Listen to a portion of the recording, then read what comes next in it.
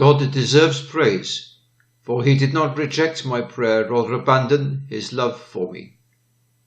Psalm 66, verse 20.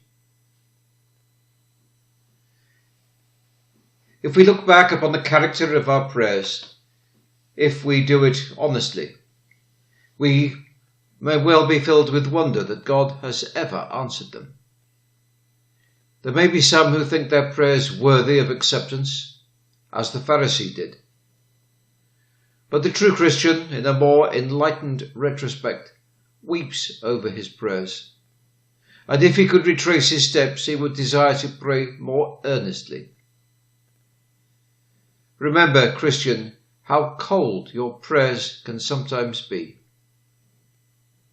When in your closet, you should have wrestled as Jacob did, but instead, your petitions have been faint and few, far removed from that humble, believing, persevering faith which cries out, "I will not let you go unless you bless me." Yet wonderful to say, God has heard these cold prayers of yours. And not only has he heard them, but he has answered them. Reflect also how infrequent your prayers have been, unless you have been in trouble, and then you will often have gone to the mercy seat. But when deliverance comes, where has been your constant prayer?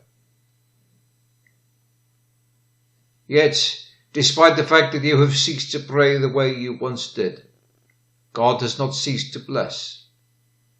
When you rejected the mercy seat, God has not deserted it, but the bright light of the Shekinah has always been visible between the wings of the cherubim.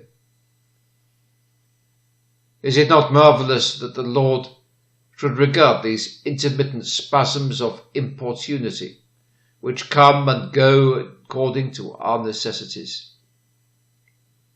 What a God is he, in this way to hear the prayer of those who come to him when they have pressing wants, but neglect him when they have received a mercy from him, who approach him when forced to, but almost forget to address him when mercies are plentiful and sorrows are few.